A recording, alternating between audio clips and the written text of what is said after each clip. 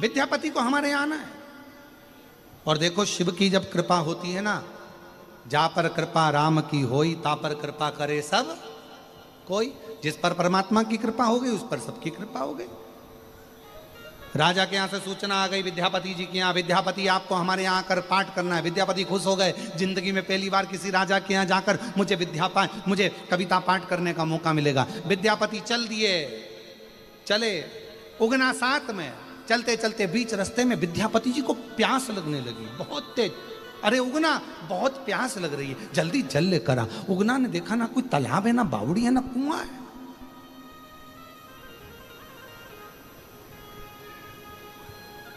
ना तालाब है, ना बावड़ी है, ना कुआं। अब उगना करे पानी कहां से लाऊं, पानी कैसे लाऊं। उगना ने सोचा मेरे स्वामी को भूख लगी है, विद्यापति को भूख लगी है, प्यास लगी है, पानी तो देना पड़ेगा। उगना एक पेड़ की छांव में गए और उन्होंने लगाया, हाथ में लिया एक लोटा, अपनी जटा में से बहा दी गंगा, लोटा भरा और लेकर विद्यापति के पास पहुंच गए। ले लो स्वामी जी जल लो। जो विद्यापति ने जल पिया, पीते सही उगना से कह दिया ये जल ना तो कुआं का है, ना बावड़ी का है, ना तालाब का है, ना सरोवर का है, ना खड्डे का, ना बारिश का है। अरे उगना सत्य बता, ये जल कौन सा है। उगना ने कहा प्रभु बस मैंने लाकर दे दिया, तुम तो पानी पीने से मतलब रखो। भगवान इतने में विद्यापति बोले तुझे मेरी सौगंध बताना, पानी कहाँ से लाया। तब मेरे शंकर भगवान ने अपना असली स्वरूप दिखाया, गंगा में से जटा में से जल लेकर आया। ये जल आपको लाकर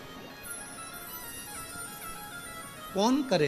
पलंग पर अकेले पड़े रहोगे, आईसीयू में अकेले पड़े रहोगे, वेंटिलेटर पर पड़े रहोगे, अकेले पड़े रहोगे, कोई साथ देने वाला नहीं आएगा। अंत समय में, अंत घड़ी में परिवार के लोग भी हॉस्पिटल के बाहर होंगे, कुटुंब के लोग बाहर खड़े होंगे। अंत समय में जो तुमने भगवान शिव की आराधना करी है, शंकर को एक लोटा जल चढ़ाया, शिव की उपासना करी, वो महादेव तुम्हारे पलंग के पास में वही शिव खड़े की खड़े मिलेंगे, वही शिव खड़े की। विद्यापति ने जो शिव जी का दर्शन करा। आप मेरे घर में नौकरी कर रहे हो, मेरे घर में। उगना ने कहा विद्यापति जी से आप किसी को मत बताना कि मैं शंकर जी हूं। जब तक नहीं बताओगे जब तक आपके साथ रहूंगा। अगर किसी को मालूम पड़ गया तो फिर नहीं रह सकता मैं आपके साथ, फिर मुझे जाना पड़ेगा। विद्यापति ने कहा मैं किसी को नहीं बताऊंगा, पर मुझे छोड़कर कहीं मत जाना। विद्यापति और उगना साथ रहने लगे। 4 महीने बीत गए। 4 महीने बाद एक विद्यापति की धर्म पत्नी सुशीला ने उगना को एक काम बताया। उगना कविता को सुनने में ऐसे लगे थे कि वो काम करना भूल गए। काम करना भूल गए तो उगना को मारने के लिए विद्यापति की धर्म पत्नी सुशीला जलती हुई लकड़ी लेकर आ गई। जलती हुई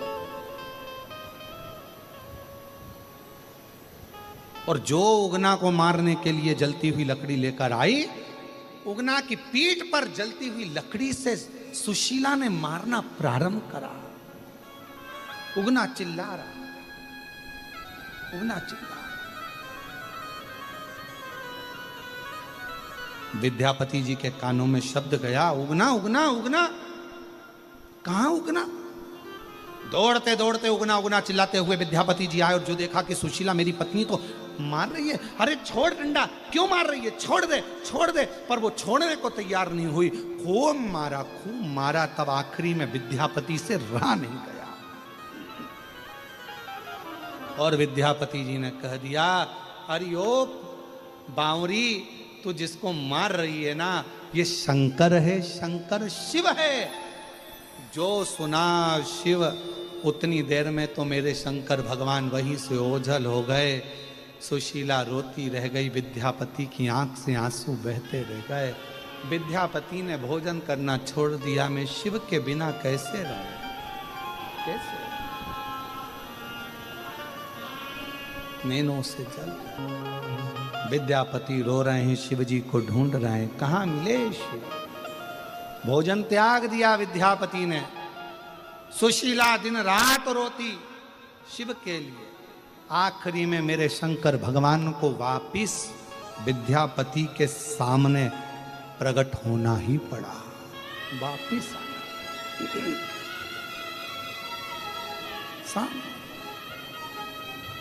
विद्यापति जी की आंख से आंसू बहने लगे। शिव आप, मुझे ये जटा वाला शिव नहीं चाहिए, मुझे तो मेरा उगना शिव चाहिए। उगना के रूप में शंकर जी ने जो दर्शन दिया तो विद्यापति हाथ जोड़कर बोले अब कभी मत जाना, कभी मत जाना, बहुत मुश्किल से मिले हो, कभी मत जाना। शंकर भगवान विद्यापति के सामने ही शिवलिंग का एक रूप धारण कर लिए। कहा सुनो विद्यापति, इस कलिकाल में तुमने मुझे प्रकट करा है। विद्यापति आज से ये शिवलिंग मेरी जगह पर उगना के नाम से यहीं पर स्थापित होगा।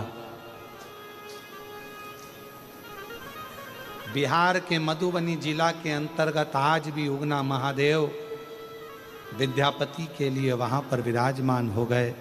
शिव जी ने कह दिया सुनो विद्यापति, संसार का जो मनुष्य इस उगना महादेव का दर्शन कर लेगा वो दुनिया में संसार सागर में कभी दूसरा जन्म नहीं लेगा, वो मेरे ही धाम को चला जाए, मेरे ही धाम, वो उगना महादेव।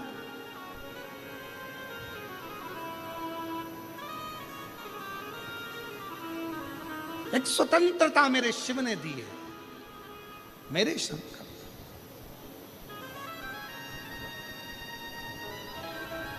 बस अपने कर्म को करते हुए, अपने कर्म के आनंद को करते हुए अपनी जिंदगी की सार्थकता को सिद्ध करो।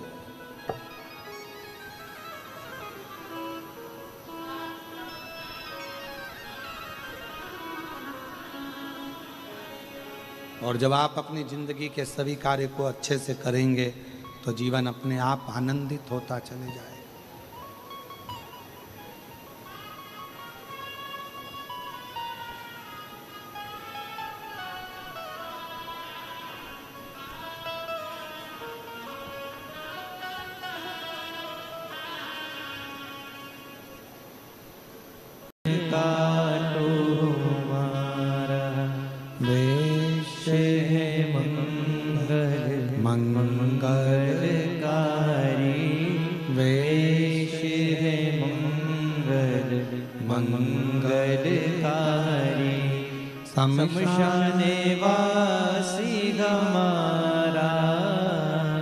शमशान निवासी हमारा, ओ भोला सब दुख काटो हमारा, ओ भोला सब दुख काटो हमारा।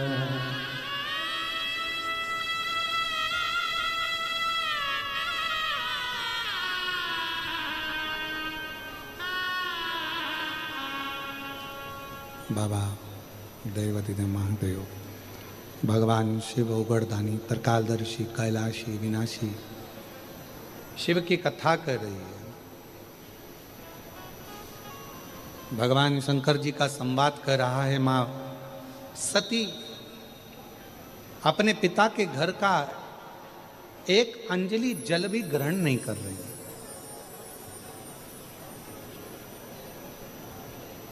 और जहां शिव का नाम नहीं है, जहां भगवान शंकर का अनुमोदन नहीं है, जहां भगवान शिव का स्मरण नहीं है, जहां शंकर भगवान का कोई शिवलिंग नहीं है, वहां का जल पीना भी श्रेष्ठ नहीं। ये शिव महापुराण की कथा कर। बोल बम का नारा है, शिव तत्व जहां पर है वहां का आनंद पाइए। शिव कथा कहती है, भगवान शंकर का चरित्र कहता है, शिव महापुराण की कथा कहती है। वही सती माता अपने पिता के घर में दक्ष प्रजापति के यहाँ जब उनने देखा कोई स्थान नहीं, और माँ सती ने अपने प्राणों को अपने पिता के घर के यज्ञ के कुंड में ही छोड़ दिए। एक गलती माता सती से हुई और हमारा निवेदन है वो गलती कभी जिंदगी में आपके साथ ना हो जो माता सती से हुई है। माता सती से जो गलती हुई है वो सती माता की गलती क्या थी? जो यज्ञ हो रहा था, अनुष्ठान हो रहा था, यज्ञ चल रहा था, अनुष्ठान चल रहा था, यदि सती माता को क्रोध की अग्नि में जलना ही था, यदि सती माता को अपने प्राण त्यागना ही थे, तो शिव महापुराण की कथा कहती है कि यज्ञ की अग्नि में नहीं त्यागना, यज्ञ कुंड के नजदीक में नहीं त्यागना था, उस यज्ञ की अग्नि से दूर अपने प्राणों को त्यागना। जब हमारे यहाँ कोई सत्यनारायण जी की कथा हो रही हो, पूजन हो रही हो, अर्चना हो रही हो, ब्राह्मण देवता हमारे घर में विराजमान है, यज्ञ करा रहे हैं, अनुष्ठान करा रहे हैं, पूजन करा रहे हैं, अर्चना करा रहे हैं, शिव महापुराण की कथा कहती है अगर आपको क्लेश करना है, आपको झगड़ा करना है, आपको विवाद करना है, तो जब पूजन हो रही है उसको छोड़ो, उसके बाद में कर लेना।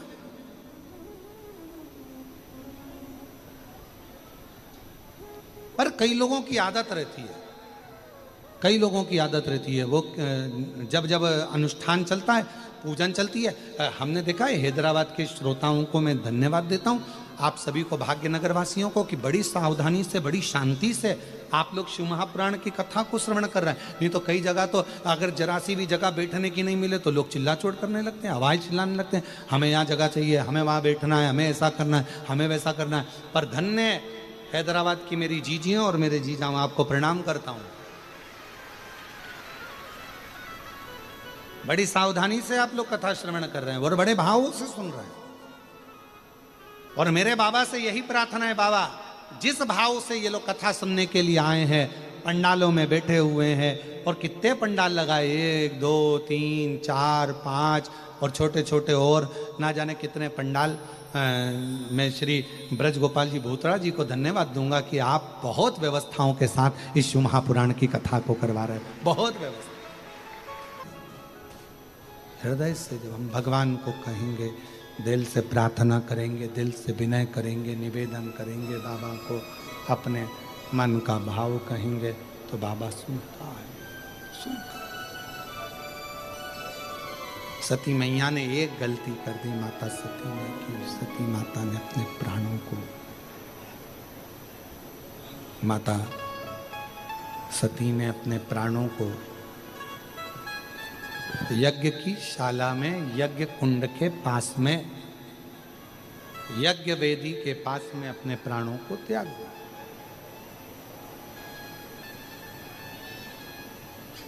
जब कोई अनुष्ठान चल रहा हो, कोई पूजन चल रही हो, कोई आराधना चल रही हो, कोई अर्चना चल रही हो, कोई प्रार्थना चल रही हो, याद रखो कभी भी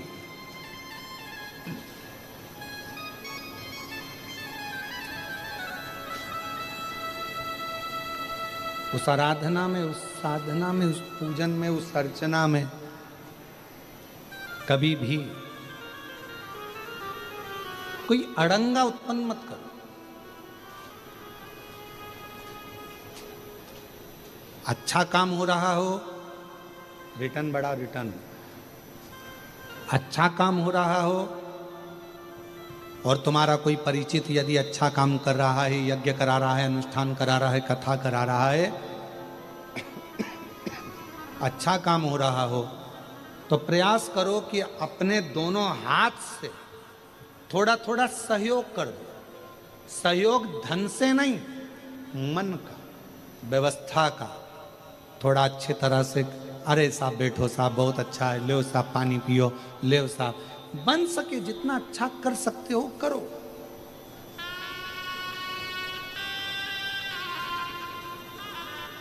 पर दुनिया की जरा उल्टी ही रीत है, सहयोग कम करते हैं, पांव ज्यादा अड़ाते।